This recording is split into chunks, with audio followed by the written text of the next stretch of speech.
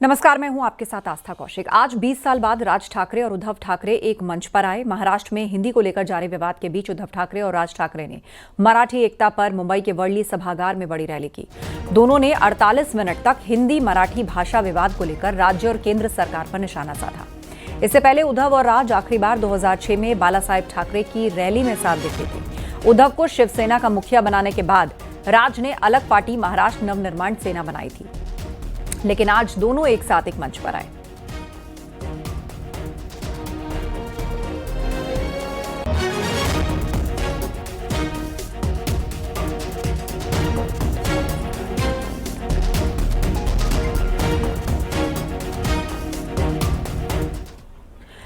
मराठी भाषा के मुद्दे पर राज ठाकरे आज मंच से चुनौती देते नजर आए। राज ठाकरे ने कहा, महाराष्ट्र और मराठी भाषा पर कोई भी समझौता नहीं होगा। महाराष्ट्र मराठी माणूस मराठी भाषा याच्यावर तडजोड होणार नाही, कोणत्याही परिस्थितीत होणार नाही। महाराष्ट्र मराठी माणूस मराठी भाषा याच्यावर तडजोड होणार नाही, कोणत्याही परिस्थितीत होणार नाही। वहीं इस पूरे विवाद के बीच अखिलेश यादव ने कहा कि सभी भाषाओं का सम्मान होना चाहिए, लेकिन ऐसा अपमान किसी सूरत में सहन नहीं किया जा सकता। तो हम ये चाहते हैं कि सभी भारतीय भाषाओं के लिए उत्तर प्रदेश में बजट आए, ज्यादा से ज्यादा बजट आए, जिससे उसका प्रचार और हो सके, लेकिन भेदभाव नहीं होना चाहिए। इस भेदभाव को और अपमान को हम लोग कभी स्वीकार नहीं कर सकते हैं। इसका जवाब भारतीय जनता पार्टी को देना चाहिए। इसका जवाब भारतीय जनता पार्टी को देना चाहिए। जब हिंदी और दूसरा हिंदू बोलते हैं, एक नारा दिया करते थे, बिना हिंदी के सब कुछ अधूरा है। हम तो कहेंगे हजारों करोड़ बजट आए यहाँ पर, हर दिन कार्यक्रम हो, कभी मराठी हो, कभी तमिल हो, कभी कन्नड़ हो, हम लोगों को फायदा रहेगा, उससे कारोबार बढ़ेगा, लोग एक दूसरे के प्रति और जानेंगे, सम्मान बढ़ेगा। वहीं कांग्रेस के प्रदेश अध्यक्ष अजय राय ने कहा कि हिंदी राष्ट्रभाषा है और उसका सम्मान हर प्रदेश में होना चाहिए। चाहूँगा कि हिंदी हमारी राष्ट्रभाषा है, इसको हर प्रदेश के हर कोने कोने में, गांव-गांव में इसको पढ़ाना चाहिए, लोगों को बताना चाहिए। मुंबई में भाषा को लेकर सियासी घमासान जारी है। एमएनएस कार्यकर्ताओं ने उद्योगपति सुशील केडिया के दफ्तर में घुसकर जमकर तोड़फोड़ की। आपको बता दें, सुशील केडिया ने एक्स पर लिखा था कि वो मराठी नहीं सीखेंगे। हालांकि मुंबई में एमएनएस कार्यकर्ताओं के द्वारा दफ्तर पर हमले के बाद उद्योगपति सुशील केडिया ने सोशल मीडिया पर वीडियो जारी कर एमएनएस प्रमुख राज ठाकरे से माफी मांगी।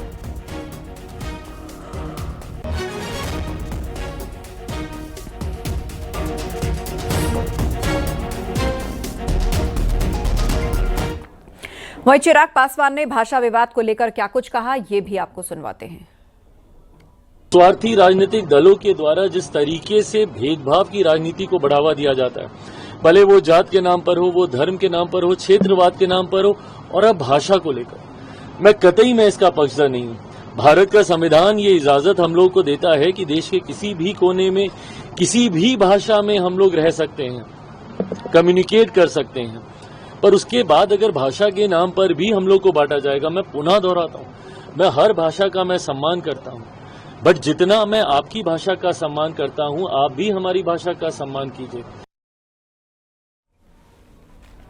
कांवड़ रूट पर पहचान को लेकर बड़ी खबर सामने आई है, जहां खाद्य सुरक्षा विभाग और औषधि प्रशासन विभाग ने एडवाइजरी जारी की, जिसमें अब दुकानदारों को अपना नाम लिखना जरूरी नहीं होगा, बल्कि सिर्फ दुकान का नाम लिखकर वो दुकान चला सकते हैं। जबकि लाइसेंस नंबर, दुकान का नाम, पता, मोबाइल समेत जरूरी डिटेल्स दुकान के नाम के साथ दे सकते हैं। इस फॉर्म में टोल फ्री नंबर और फूड सेफ्टी कनेक्ट ऐप के तहत QR कोड भी लगा है, जिससे अगर कोई व्यक्ति चाहे तो पर्सनल तौर पर जानकारी हासिल कर सकता है।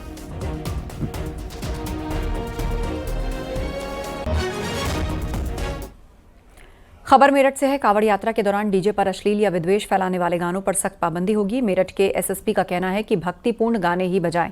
ड्रोन कैमरे, सीसीटीवी, एआई और एटीएस की टीम लगातार नजर रखेगी। 11 जुलाई से कांवड़ यात्रा की शुरुआत हो रही है। मेरठ में 800 से ज्यादा जगह सीसीटीवी लगाए गए हैं। कांवड़ रूट को 23 जोन 70 सेक्टर्स में बांटा गया है। लॉ एंड ऑर्डर को देखते हुए हमारी तैयारी काफ़ी समय से चल रही है। जनपद में 800 से ज़्यादा पॉइंट चिन्हित हुए हैं सीसीटीवी कैमरा के लिए। वहां पर जगह पे सीसीटीवी कैमरा लगाए भी गए हैं, कुछ जगह पर काम चल रहा है। साथ ही सड़कों की व्यवस्था, बिजली के तार इत्यादि संबंधित विभागों के साथ मीटिंग कर उन्हें सूचित किया गया है। पूरे कावड़ रूट को 23 जोन और 70 सेक्टर में बांटा गया है, जहां पर सेक्टर अधिकारी और जोनल अधिकारी लगाए गए हैं जो अब भ्रमण करना शुरू किए हैं। हर थाने पर कांवड़ रजिस्टर बनाया है जिसमें सारी कांवड़ संबंधित सूचनाएं अंकित की जा रही है। बरेली में आईएमसी प्रमुख मौलाना तौकीर रजा ने न्यूज 18 से खास बातचीत की। इस दौरान कांवड़ रूट पर लगने वाले मुस्लिम दुकानदारों से अपील की कि अपनी पहचान न छुपाएं। वहीं नेम प्लेट को लेकर तौकीर रजा ने कांवड़ यात्रा को लेकर कई सवाल खड़े किए। मौलाना तौकीर रजा ने कहा कि कुछ लोग नफरत का माहौल बनाकर जहर घोलने का काम कर रहे हैं। मौलाना ने यह भी कहा कि मुसलमान जिस दिन हैसियत में होगा उस दिन ना तो उसकी पैंट उतारी जाएगी और ना ही कोई उससे पहचान पूछेगा। अगरचे उन्होंने नेम प्लेट की बात नफरत की बुनियाद पर की है कि मुसलमान की पहचान होनी चाहिए। मैं ये बात पहले से कहता रहा हूँ कि मुसलमानों को अपनी शनाख्त के साथ रहना चाहिए। मुसलमान जो अपनी शनाख्त छुपाता है उसकी वजह से ये तमाम दिक्कतें आती है कि नेम प्लेट लगानी होगी और ये करना होगा। मुसलमान को अगर कोई कारोबार कर रहा है, सब्जी बेच रहा है, फल बेच रहा है, ठेला लगा रहा है, तो अपनी शनाख्त क्यों छुपा रहा है? अपनी शनाख्त छुपाने का मतलब यह है कि आप गर्व से ये नहीं कह रहे हो कि हम मुसलमान हैं। वहीं राज बब्बर ने कांवड़ यात्रा मार्ग पर पहचान को लेकर विवाद पर कहा कि सरकार को चाहिए कि इसे लेकर नियम बनाए जाएं। चाहिए था और फिर आप एक पिन पॉइंट कांवड़ यात्रा पे क्यों करते हैं? मेले तो मेले होते हैं भाई, और मेलों में जो काम करने वाले जो छोटी छोटी दुकानें लगती हैं वो 10 दिन, 8 दिन, 5 दिन, 3 दिन के लिए लगती हैं। तो उसमें जो मजदूर भी मजदूरी करने के लिए आते हैं, बड़े सस्ते पैसे लेकर आते हैं, कम पैसों में आते हैं, और दुकानदार भी चाहता है कि मेरा फ़ायदा हो लेकिन मैं कम पैसे में मजदूरों को लाऊं। तो ये सब कुछ इसके अंदर जो है इसका जो है दंश झेलना पड़ेगा।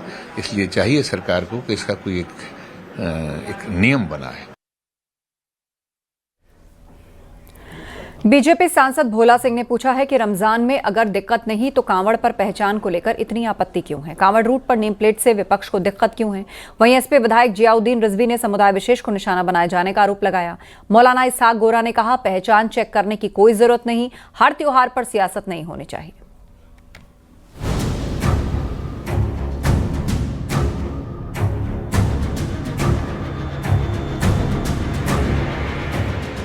कांवड़ रूट पर पहचान अभियान को लेकर सियासत जारी है।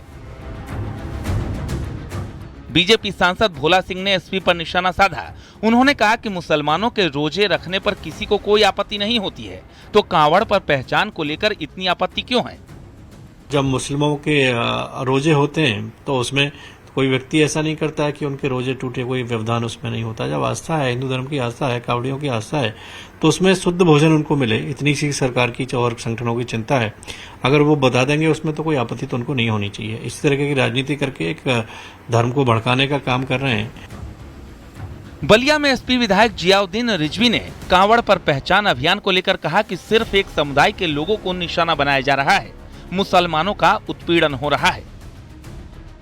मुसलमान तो भयभीत है इस सरकार से, और वो मन बना चुका है कि इस सरकार में हमको न्याय नहीं मिलने वाला। जितना उत्पीड़न करना चाहें जोगी जी कर ले, वो इंतजार कर रहा है 2027 को अखिलेश जी का, उसके बाद हम जो करना वो करेंगे, उनको न्याय मिलेगा। मौलाना इसहाक गोरा ने भी सवाल उठाए हैं। उन्होंने कहा कि पहचान चेक करने की कोई जरूरत नहीं है, हर त्योहार पर सियासत नहीं होना चाहिए। उसके लिए जो आदेश की बात आ रही है कि उनको अपना नाम उजागर करना होगा, यानी नेम प्लेट लगानी होगी, तो कहीं ना कहीं लोगों को उसको लेकर टीस हो रही है कि ऐसा क्यों हो रहा है, और इसमें नाम को उजागर करने की क्या आवश्यकता है? क्या ये नाम का जो रिवाज जो चला है कांवड़ यात्रा में और त्योहारों में भी किया जाएगा? कांवड़ रूट पर ढाबा और होटल वालों की पहचान को लेकर सियासत थमने का नाम नहीं ले रही। बीजेपी जहां नियम कानूनों का हवाला दे रही है, वहीं एसपी कांग्रेस के नेता सवाल उठा रहे हैं। Bureau report, news 18 UP Uttarakhand.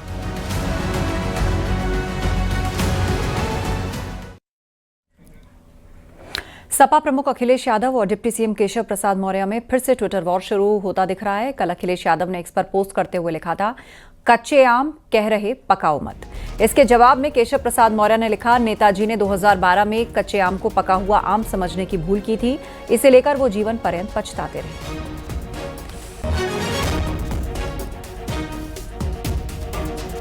BJP प्रवक्ता मनीष शुक्ला ने अखिलेश यादव पर बड़ा हमला बोला। उन्होंने कहा, अखिलेश यादव 2012 में पिताजी और चाचा जी के कंधे पर सवार होकर मुख्यमंत्री तो बन गए, लेकिन भाषा सही नहीं हो पाई, कुछ तो गंभीरता लानी चाहिए। 2012 में पिताजी और चाचा जी के कंधे पे सवार होके अखिलेश जी मुख्यमंत्री तो बन गए, लेकिन राजनीति में जिस परिपक्वता की आवश्यकता है, जो भाषा की शुचिता की आवश्यकता है, उससे वंचित हैं अखिलेश जी। उत्तर प्रदेश जैसे बड़े राज्य के 5 साल मुख्यमंत्री रहने के बावजूद ABCD, अल्फाबेट, कभी कच्चा आम कभी पक्का आम, कुछ तो गंभीरता लाइए अखिलेश जी। प्रधानमंत्री नरेंद्र मोदी अर्जेंटीना पहुंच गए हैं। पीएम मोदी का ब्यूनस आयर्स के एक होटल पहुंचने पर भारतीय प्रवासी समुदाय के लोगों ने भव्य स्वागत किया। इस बीच भारत माता की जय, जय श्री राम और मोदी मोदी के नारों के साथ प्रधानमंत्री मोदी का स्वागत किया गया। 57 सालों में पहली बार कोई भारतीय पीएम अर्जेंटीना की द्विपक्षीय यात्रा पर गया है। लिथियम सप्लाई पर दोनों देशों के बीच समझौता संभव है।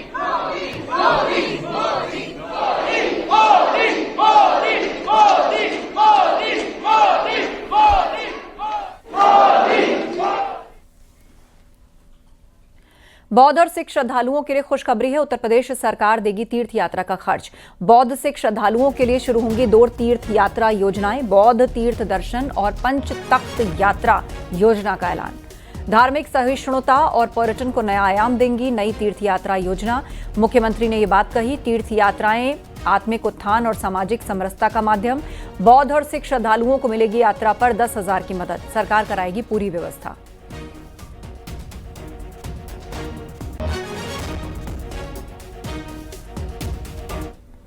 खबर वाराणसी से है। कैंट स्टेशन के सामने ब्रिज के नीचे नए मार्केट में बुलडोजर एक्शन हुआ है। रात को हटाई गई 50 से अधिक दुकानें।